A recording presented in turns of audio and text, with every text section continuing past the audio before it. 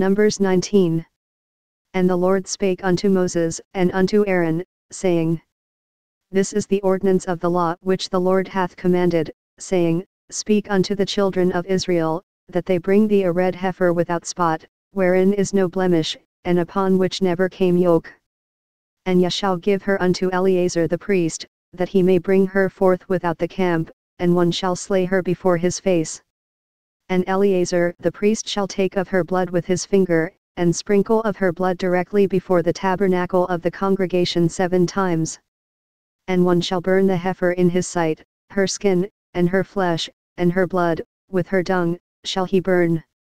And the priest shall take cedar wood, and hyssop, and scarlet, and cast it into the midst of the burning of the heifer. Then the priest shall wash his clothes, and he shall bathe his flesh in water, and afterward he shall come into the camp, and the priest shall be unclean until the even.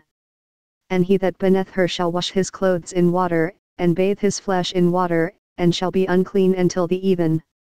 And a man that is clean shall gather up the ashes of the heifer, and lay them up without the camp in a clean place, and it shall be kept for the congregation of the children of Israel for a water of separation, it is a purification for sin.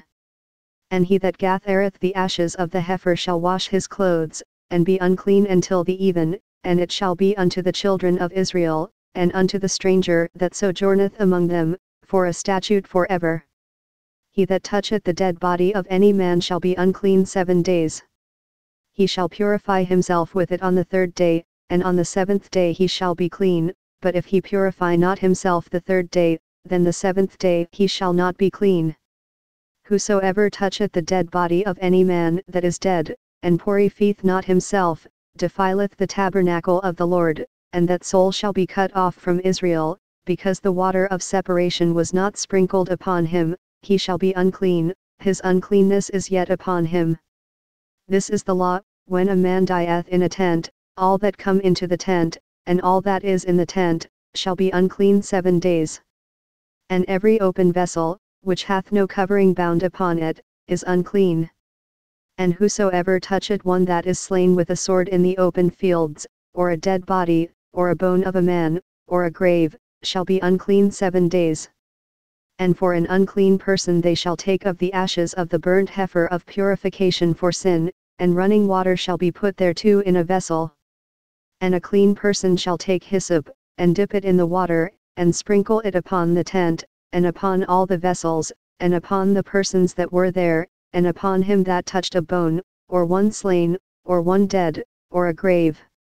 And the clean person shall sprinkle upon the unclean on the 3rd day, and on the 7th day, and on the 7th day he shall purify himself, and wash his clothes, and bathe himself in water, and shall be clean at even.